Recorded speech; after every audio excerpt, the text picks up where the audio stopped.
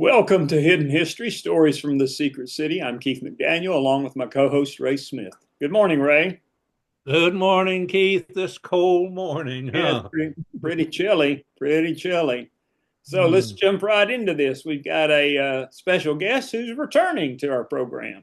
He is. Bill has been here before. He's a UT professor of literature, and he and I share a common admiration for Cormac McCarthy. And he's got some interesting information to share with us, and talk to us a little about a book that's coming out. So, Bill, if you want to say anything more about yourself, go ahead. My introductions are always just a little get to transition it over to you, and you might let people know a little more about your career. Yeah, I don't have that much more to say, except that I also teach Appalachian literature, and that's sort of how I got in through the back door to teaching and thinking about Cormac McCarthy in my classes. So, more recently, I have been working on a book project, and that I have a book that's going to come out in the fall. The title of the book is How Cormac Works: McCarthy Language and Style. And it is from an academic press, LSU Press, partly because I needed that for promotion purposes. But I also tried to make it written for a general audience. So I tried to think about what do the people who are not in academia but enjoy McCarthy, what do they like to talk about? And so I tried to get that a little bit in the spirit of the book. So if it's okay with you guys, I thought I might just explain a little bit about what I'm thinking about in that book, read a couple passage of Cormac's just to get us in the mood, and then we'll just sort of see where this goes. Sounds So good. okay, great. So the one of the amazing things about McCarthy is that his career spans 6 decades, which is a really long time for a writer. His published books. Um, and there's something that to me feels unique and consistent about his style over those 60 plus years that it feels like you're reading McCarthy. It sounds like McCarthy. But even with that, he is one of the authors that I think is most committed to formal experimentation. He really is tinkering with language a lot. And I think that comes from his love of language and the possibilities within language. And that's sort of where this whole project began. And so I think, uh, a lot of people talk about his grim depiction of violence in his books, and we can certainly talk about that and his complex philosophical perspectives that he is often working through in the texts. Um, but I think readers who treasure McCarthy's novels are often drawn to them originally, at least I was, at the level of language, the sort of breathtakingly original way that McCarthy strings together words and paints images in the reader's minds. So that's what I tried to do in this book, is step away from the sort of philosophical considerations and just look at how he writes his books. So I thought to get us in the sort of mood of what I'm talking about, I might read 3 short passages from McCarthy that really shows what a unique and different kind of writer he is. So the first passage I'll read is from Blood Meridian, and it's about probably McCarthy's most famous character, the Judge. So those of you who have read Blood Meridian will know this character. And the Judge is known, like a lot of McCarthy's characters, for his violent acts and his perplexing philosophical utterances. But I'm also captured by McCarthy's imaginative description of his physical appearance. So he is, by all accounts, huge. He's described as nearly 7 feet tall. He's described as 24 stone, which I had to look up, but that's 336 pounds. So he's a big guy, very round, but without a hair on his head or body. And he sort of frequently walks the deserts in the in the immense heat, naked or nearly naked, and with a delicate gait, he's described. Um, so I think that McCarthy sort of encouraged us to think about not only sort of his mind, but to try to read him through his physicality. But that's really hard and weird to do. So here's one description of the Judge that sticks out to me. So this is just describing the Judge as he's about to take a very rare bath, because this was took place in the mid 1800s in the desert Southwest. So there were not a lot of baths around. So this is the quote. He shone like the moon, so pale he was, and not a hair to be seen anywhere on that vast corpus, not in any crevice, nor in the great bores of his nose, and not upon his chest, nor in his ears, nor any tuft at all above his eyes, nor the lids thereof. The immense and gleaming dome of his naked skull looked like a cap for bathing, pulled down to the otherwise darkened skin of his face and neck. He looked about with a considerable pleasure, his eyes slightly crinkled, as if he were smiling under the water, like some pale and bloated manatee surfaced from the bog. So that to me is just like, it's all the language is interesting, but it's also makes it almost harder to describe him. Once you start thinking about a bloated manatee and all these other things, it almost refuses ability to picture him in some ways. And another thing that interests me is the way that McCarthy uses sometimes tender or surprising language when he's talking about the most violent and unpleasant of subjects. And he's got a bunch of examples, but I thought I would read one, which is just from a scene of Child of God, which is one of McCarthy's Tennessee novels set mainly in Sevierville, or in Sevier County and Sevierville.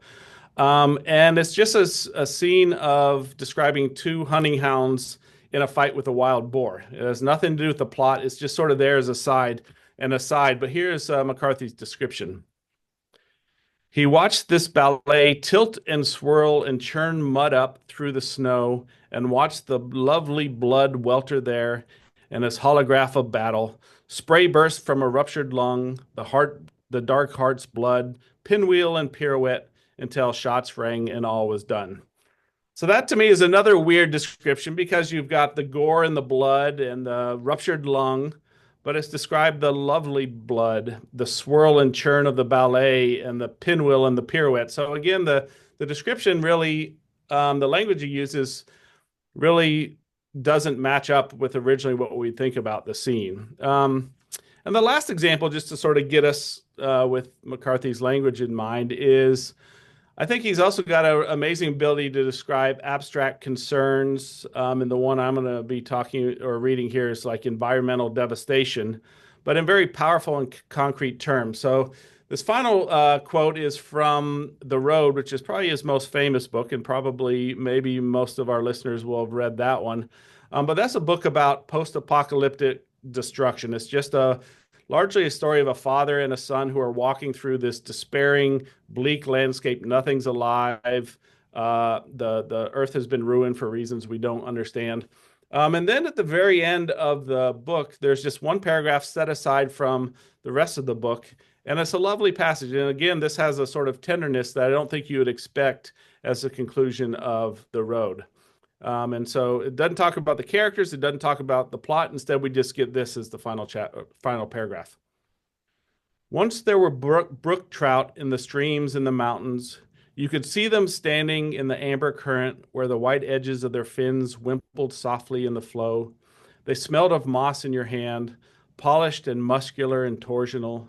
On their backs were vermiculate patterns that were maps of the world in its becoming. Maps and mazes of a thing which could not be put back, not be made right again. In the deep glens where they lived, all things were older than man, and they hummed of mystery. So there I'd like to think of McCarthy as thinking about his early childhood days of wandering around the mountains of East Tennessee. He liked the Smoky Mountains. He lived in South Knoxville, so some of the mountains there in between. So that's sort of where I originally got my interest. So my book tries to not explore the what of McCarthy, not the ideas, not the philosophy, but the how he constructs his texts, how he experiments with language. And one part of this is I'm borrowing from a few people with the idea that the meaning of a text, what we take away from it, is created through a dialogue between the author and the reader. So, the author is the person writing the text. They put the words down on page, but everybody takes something a little different from it. So we are part of the construction of a novel. So if you think about those first three passages I read, probably everybody responded to them a little bit differently. And that's sort of what I mean by this, created between the author and the reader. There's this wonderful book called by a book jacket designer from Knopf Books called Peter Mendelsohn. He's got a book called What We See When We Read. And it's a fascinating book that tries to think about literary characters. And what he argues is that we often don't get very many descriptions of literary characters. They feel real to us, but the descriptions of them are often vague and kind of circumspect. Circumscript. So the famous example he gives is, or I mean, he gives an example of a famous character in American literature called Ishmael in Moby Dick. So if you've read Moby Dick, think about the character Ishmael. If you haven't, just think about any book you know well. And what he says is, we feel like we know these characters, but when we try to picture them, it's kind of hard to picture. So what he asks about Ishmael is, what color is your Ishmael's hair? Is it curly or straight? Is he taller than you? And a lot of times these can be hard for us to answer. Or if we do answer them, they're very different from, you might think Ishmael's hair is one color. I might think it's a different color because the texts don't really give us that kind of detail. The final example about that he gives that I really like is he says, think about another classic text, Anna Karenina, if you've read that. If not, again, just think of a major character of a novel you know well. And he says, think about the difference between Anna Karenina and your mom. The more you think about your mother, probably the clearer image you can get in your head. You can get her face very clear. You could almost, if you're a good artist, you could almost jot it down. Anna Karenina, the more you think about her, at least according to Mendelssohn, the more it gets hazy. It's really hard to say. So these characters feel real, but the descriptions we get are often lead to a lot of our creation of them in our own mind. So just sort of moving here towards the end, the way I thought about approaching this in my book is I have two chunks. The first one is called, I call modes, and the second one is moods. And here I'm sort of intentionally borrowing on musical language here because I'm interested in the sound of language and the feelings that these texts create. So the modes chunk is McCarthy's technical construction and formal experimentation in the text, what he puts down in the book. So, and the moods are something more slippery, like the way that the art calls to us, the way we respond to it, the way we feel about it. So the modes I talk about is McCarthy has what I call an epic mode, where he sort of writes in this epic grandeur and this sort of larger than life voice. He has a biblical mode where his writing suddenly starts to sound a lot like Old Testament in the King James. And a tender mode, which I've already given a little bit of that, of sort of surprising moments of tenderness where you wouldn't expect to find it. And then the second half of the book talks about moods, sort of the feelings that he creates in these books. So one of them I call a taxonomic feeling, where he really enjoys charting the natural world, almost like a scientific taxonomy. He sort of lists even weeds. He will sort of tell you every weed that characters are walking by, every tree, any sort of animals or fish or whatever. And that's a way to try to capture his, I think, belief in the diversity and resilience of the natural world. He's really attuned to the natural world. And the last one, which I'll sort of stop after, is I call the provisional mood. And that is in his last two books, which I think we'll talk about here in a second, The Passenger and Stella Maris. These were published in 2022, less than a year before he passed away. And these were both, and for me, these are taking place after the atomic bomb and sort of and afterwards. But there's a sort of precarity or provisionality to everything in the world in that book. I think everything feels tenuous in those books and uncertain. And I think that some of that comes to the changing landscape of a world with atomic powers and that kind of stuff. And so this is those two stories take place partly, and I think this is partly in Oak Ridge. The family is from Wartburg, but the father works in Oak Ridge in the National Laboratory. And McCarthy himself didn't know too much about this, but this is how I came to know Ray, is because I had some questions about the depiction of Oak Ridge in these books, and I did not know, but as it turns out, Ray played a part in the knowledge base for these books. So I thought maybe we could hear a little bit about that. Before we move on to that, I have a couple of questions for you. Sure. Bill, you were talking about the different styles and that he wrote in, and the different moods, descriptions and such.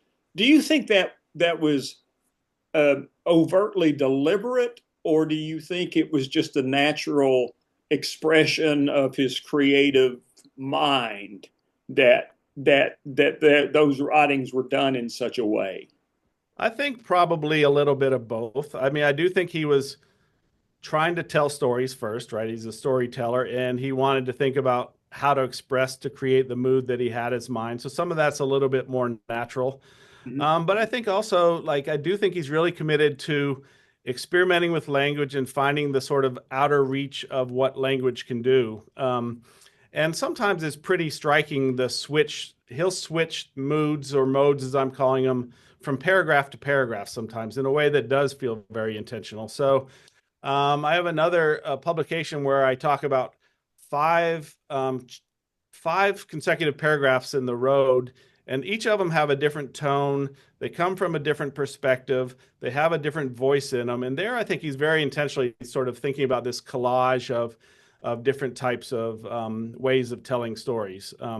Other times, I think, as you suggested, it's more natural. He wants, to be more emotive or effusive, and sometimes he wants to be bare and sort of withhold information. I think maybe that's just part of the story that he wants to tell. It's interesting that being a creative, a writer, there's you have a good writer is going to have some uniqueness to their own person and to their own style, but they can just the same way as filmmakers. But you hone your skills and you hone your craft to do certain things a certain way.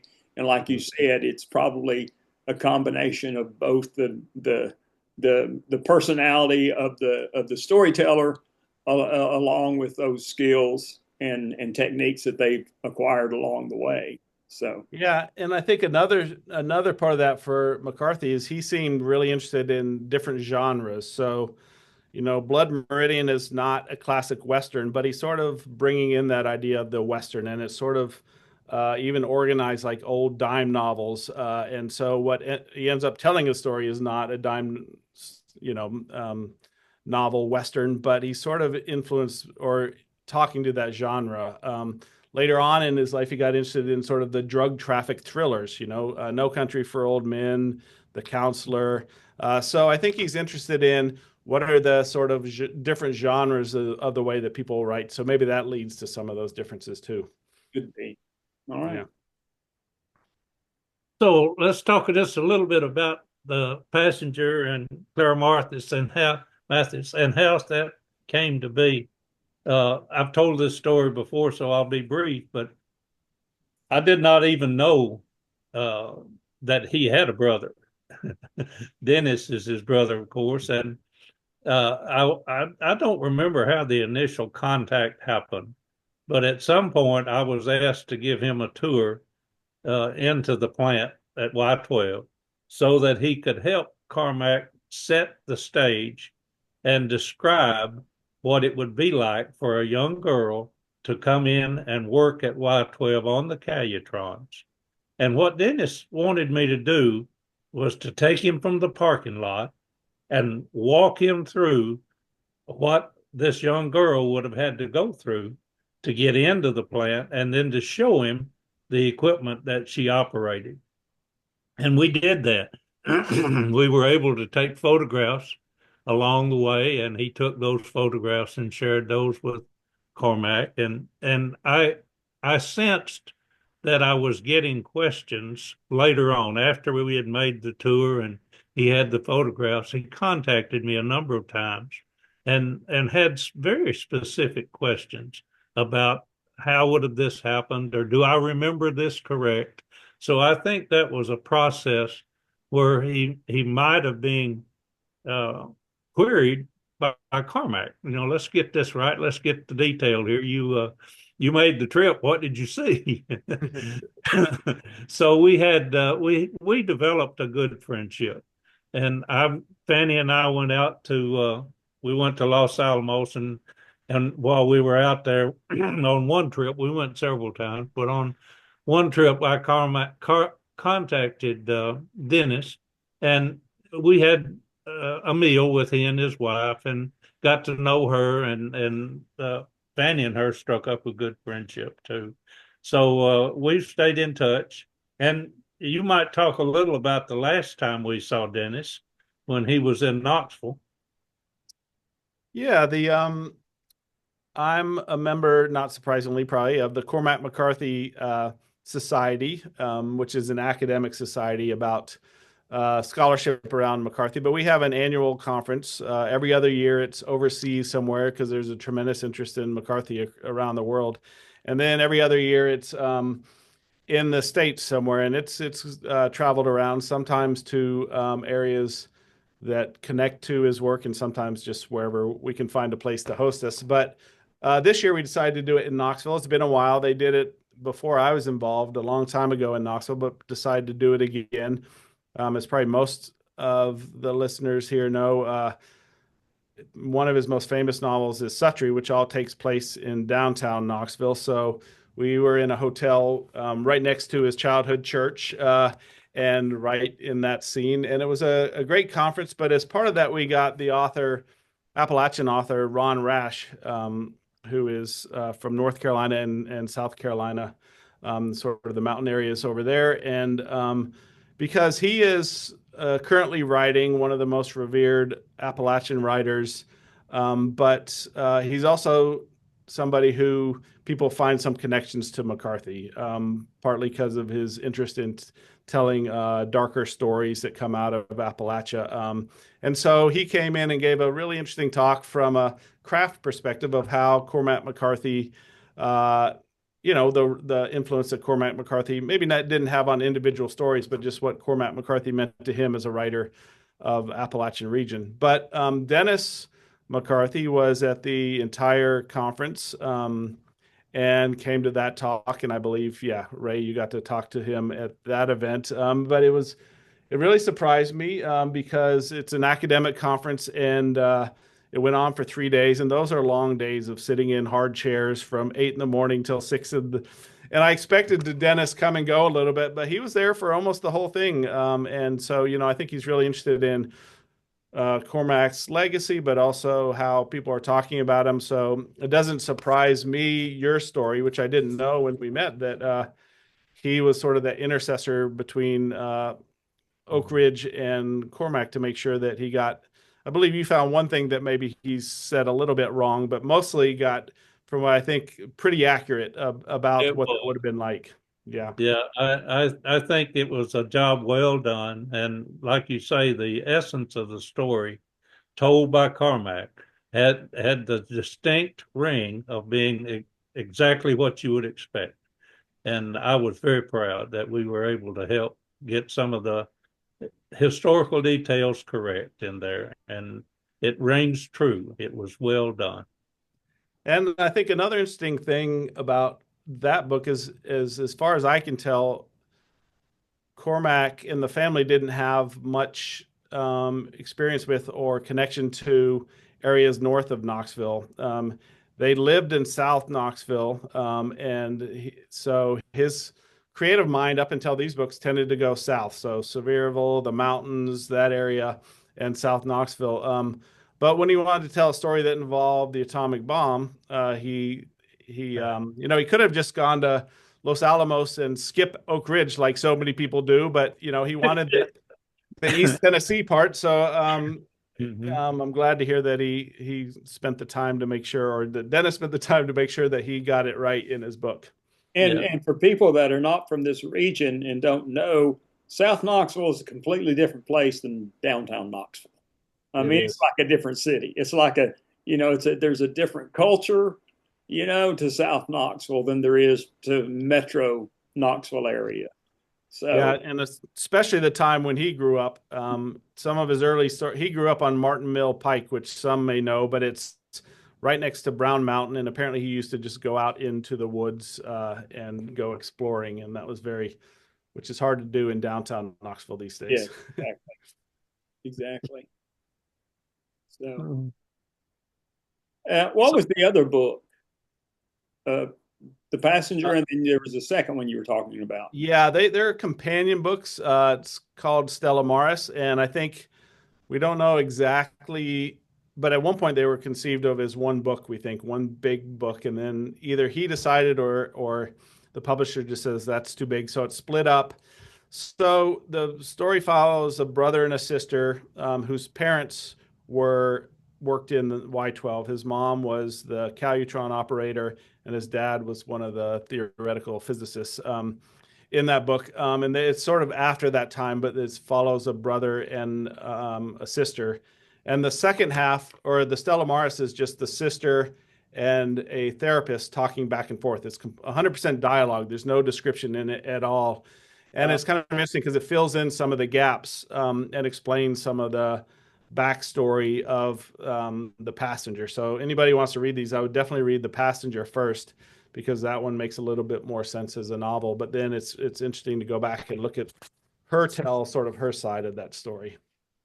Right. I think that's a unique arrangement that I've never seen done before, and you've described it quite well. The Passenger tells the story and lays it all out, includes some details about Oak Ridge. But to get into the Stella Maris portion, you really learn about her and that interaction, that dialogue that and I agree with you.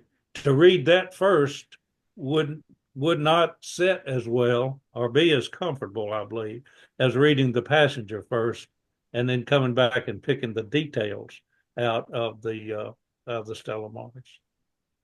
Yeah, and I think it's interesting. One of the things that people have said about McCarthy ever since his first book is that he's even admitted it, that he doesn't include a lot of women characters at the center of his things. And he said at one point he said he finds women characters hard to write or women hard to write. So he writes very male-centered worlds in a lot of his fiction. So it's interesting that the last book is pretty much solely the story of Alicia, that character in that, and it's really a rich and full. It's interesting how, at least to me, how it's more surprisingly moving and interesting than I thought just a dialogue could be. He somehow manages to create a real person in what is just a back and forth between a therapist and a patient. Mm. I agree. He was a unique writer for sure, that accomplished things that I've not seen anyone else be able to do. Yeah. As a Bill, as a student of Appalachian literature, are there any up and comers that you would recommend for people that you think? I mean, there's no one can take his place, but there are those. You mentioned the fellow who spoke at your conference. Yeah. Is there if you like the sort of darker, more contemporary version, Ron Rash writes some really good. He also writes some historical. His most recent one was about Korean War, among other things. So some of his are historical, but he also writes about contemporary Appalachia. Another one that tells some darker stories is David Joy,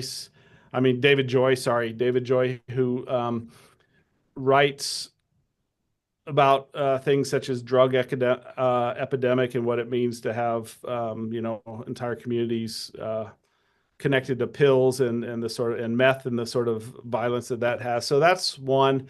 Another one that's maybe not up and coming because she's been around for quite a while, but I don't know a lot of people know about her, is a writer, Anne Pancake. And she has written a variety of stuff. She wrote one novel that was about mountaintop removal and some of the broken retention dams and flooding of, so it's part of, so some of it's that eco-critical thing, but she's also got a great just contemporary collection of stories that feels like it's doing something really different. It's called, make sure I get this right, but Me and My Father Listened to Bob Marley or something. That's not quite right, but something like that. And it's just a bunch of different stories, almost all take place in Appalachia, but give sort of different it sounds like a different and new voice to the stories being told about the region. So those are a couple that come to mind. Thinking about that, and like I mentioned earlier, that I teach, I've been teaching high school for 4 years now in my retirement, basically. And you teach college students, and one of the issues, and I want to see maybe how you address how do you influence young people into serious, long-term, longer style stories when they're inundated with TikTok and 60-second videos and they think that's the way stories should be told these days. I mean, what do you say? Well, I mean, that is a hard one. I do think that there is a different attention span, which is not just like absent-minded young people. I don't mean to put a criticism, but Right. because they can multitask in a way that I know I can't. So, but it's just a different way of thinking through the world. But I think if you can get them in a place where they can find the time. Sometimes it's a struggle for them to read a novel. But if they can get to that point and have, maybe 4 or 5 days of rich conversation about it in a classroom, they can come away feeling like this was really valuable. This is something different than I usually do. So I think sometimes they build their own value in it. I'm a little bit lucky because I get to assign the syllabus and they have to do what's on the syllabus. So, Right. but I think a lot of them end up being surprised by how much they like that. So I teach a lot of upper level English students. So of course they're going to like that. But I recently, for the first time, taught a class of 50 students on Appalachian culture of all incoming freshmen. Almost every single one of them were first semester freshmen. And we did a variety of things. We did storytelling. We did Cherokee stories. We did, legends, all these kind of things that were shorter. But then we also did one novel, and it was a Ron Rash novel about a flooding of a valley because of TVA, or the equivalent of TVA in South Carolina.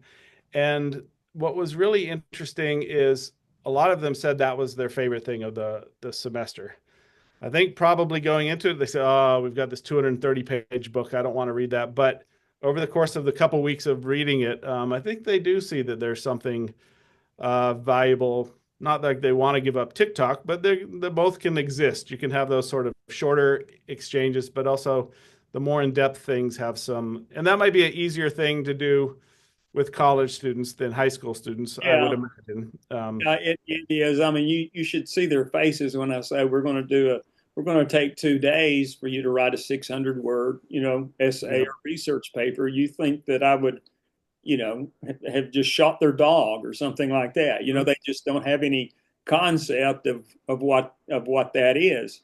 And I'm not again. I'm not because you specialize in what you specialize. I want to ask your opinion because I have heard so many things from both sides of this, and this is not about politics by any stretch of the imagination. But what was your take on Hillbilly Elegy? I mean, I don't know. I thought it was at the time. I thought it was sort of a interesting story of an individual person's response to his family history, and it felt sincere in that. I felt like it didn't represent certain portions of Appalachia that I knew, and I think there have been a lot of anger coming from Appalachia where it feels sort of exploitative of the region, not really understanding the region that, Mm-hmm. that he was borrowing on the capital of Appalachia as a sort of struggling place to tell a different story he wanted to tell. But Mm-hmm. I mean, that might be looking back in retrospect. I think he was trying to tell a story of a family and make some sense of it. Um, And I mean, to be honest, and I think you're right. I think some of the criticism came from that doesn't represent us. Well, mhm. it doesn't represent you. It represents him and his Yeah. particular set of Yeah. circumstances. And his particular family. So I was just Yeah. curious. And I think some of that comes to the way that people riding out of Appalachia often become spokespeople for the entire region, whether they want to or not. So I don't think he was trying to say this is the way Appalachia is, but that's the way it was seen by a national audience. It was getting talked about in the New York Times and stuff, and like, oh, here's what's really going on in Yeah. Appalachia. Which is again not the book's construction, I don't think necessarily, but that, I think, as much as was troubling for people who felt like they were misrepresented in the national reaction to that book. There was a It great becomes Ron Howard gets involved in. I actually haven't seen the movie, but like, why is this the story? Some people might wonder that is being told about Appalachia to a national audience. Did you happen, there was a series on Hulu a couple of years ago called Dope Sick. Did you happen to see that? It was about the oxycodone. Uh, Is that the one about the Michael way? Keaton, about the doctor. He was the doctor who invented. Yeah. I did watch Yeah, that. it was that was. I thought that was an excellent representation of the drug of the oxy problem in Appalachia. You know, I don't know if Yeah. you've seen it or not, but Yeah. I'd say Ron Rash and David Joy are doing some good fiction accounts of those, of what those communities have, been upended by that. yeah, Yeah. I agree with you on what you're saying about the interpretation of some of these specific stories about specific individuals, specific families, specific places, and trying to say that applies to all of Appalachia. If you ever do that, you have just made a mistake. yeah, Because no one particular family or one particular location is representative of the whole. yeah, And I don't know that anyone can capture the whole because it's a sum of the parts. I mean, each of these little stories and the drug culture, the whatever other thing you want to bring out, that is a part, but it's not the whole. Yeah, I would be interested in how the title Hillbilly Elegy came to be, whether that was his idea or the presses or whatever, because hillbilly's got a certain resonance that seems to represent stereotype of Appalachia. yeah. And so, if you called it something that didn't have, so maybe it'd be interesting to know if he did that or if the press said, hey, we should call this something that resonates with these ideas. Right, right. All right. Well, thank you so much for Bill for being with us. I have one more question. Okay. Wait just a minute. I want to ask you about a book, the Appalachian Song. Are you familiar with Michelle Shockley and that Yeah, book? I don't know that book very well, but I'm aware of it. But Yeah, and she's written another one about Oak Ridge and about the she has an interesting approach in telling stories in two different timelines. And it's amazing how it's unique to her. I've never seen anyone else doing exactly the way she does that. Keith, we had her on a few months ago here on our program, and she's she did a good job. And she's actually from Middle Tennessee, but she's writing more about East Tennessee. yeah. So let's see what happened here. I asked Chat GPT Uh-huh. how the name Hillbilly Elegy was Well, chosen. good.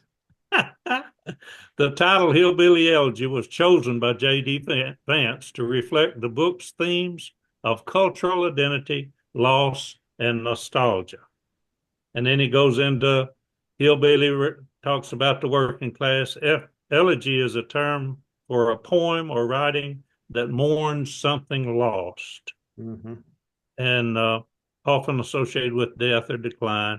In this case, it signifies Vance's view that the traditional way of life in Appalachia is fading due to economic hardship, social struggles, and generational change. That's ChatGPT's take on it. Well, can't argue with that, can we? I don't know about that. No, I was joking about that. Yeah. I'm having a lot of fun with ChatGPT. Obviously, you can tell that, but I do find that it is often mistaken. Yeah, it's full I've of. been getting some interesting papers that have been too heavily influenced by ChatGPT. Oh, sure. Absolutely. One of my colleagues, Mary Papke, told me a funny story of she once had a paper turned in that was obviously computer generated. They sort of ring in a certain way after you've read a few of the essays that way. But what's funny about it is those aren't very good at citation. So if you need research and citation, ChatGPT currently struggles with that a little bit. Yeah. But anyway, the paper, apparently the student didn't even read it because the paper cited the professor, Mary Papke. So they cited my colleague, but the quote was something that she never said or wrote. It was from somebody else. So so that stood out to her a little bit. It's interesting. When Chat GPT came on at the very beginning, I was teaching and I said, I'm going to do a test. I'm going to go in and say, write a 300-word biography of filmmaker Keith McDaniel. Okay. And at that time, when it first came out, about half of it was right. And it had me making films that I'd never heard of before in my life, and doing things that I had never done. Well, it's gotten so much better. Yes, As a high school teacher, I'm trying to teach my kids how to use AI in a productive way. Yeah. But on the other hand, I guess I have the fortunate situation to where I have my kids right in class. Mm-hmm. And I have technology to where I can, and they're on their Chromebook. I can see everything that they're doing on my computer screen. I can see all the Chromebooks, and I can pull one up, and I can see if they're doing anything. And of course, we've got technology that if they create a Google Doc, it will tell me whether anything's been copied or pasted, or if it's AI generated. But I did have this one student at one point, 300-word essay. It's just their opinion. It wasn't even a research paper. Just tell me your opinion about this. And I was watching their screen, and I had noticed that sure enough, they were on Chat GPT or some AI, and it wrote it. And then the next prompt that they wrote was, make it sound like a high school freshman wrote it. Nice. So I took a screenshot and I called the student up and I said, looky here. What do you think? What should I do about this? But I mean, it's just I think it's an excellent tool if you use it properly, but high school students are not mature enough to realize that it can be a tool rather than just a crutch to get the assignment done, for the most part. I have one other quick funny anecdote about that from a paper I received. It was actually related to McCarthy, which is what made me think of it now, is a student was writing on Child of God, McCarthy's third novel, and there's some religious imagery and metaphors in there. So she was writing on religious imagery in Child of God. But the main character, Lester Ballard, doesn't have any sort of seeming religious thing at all. He's sort of barbaric in some ways, and he's almost inarticulate and just this sort of numb character who never says anything longer than half a sentence the entire book. But for whatever reason, when AI generated it, everything that Lester said was taken straight from the King James version of the Bible. So it's this inarticulate, sort of defeated, and then these ornate and beautiful and mysterious and archaic passages come out of his mouth. And she didn't read it enough to catch that. Maybe that wouldn't pass. I understand. Oh. All right, Ray, are you through? Or are we finished? Yeah, we're done. Okay. Bill, you've done a really good job. I really appreciate you sharing with us what you're doing, and we look forward to your book, which will be out this fall. Yeah, well, I always enjoy chatting with you guys, and thanks for having me on. Sure, absolutely. All right, very good. Ray, who do we have? What do we got coming up next? We've got Natasha Benjamin. She is coming back. We've had her before, and this time she's going to talk about a screenplay that she's writing.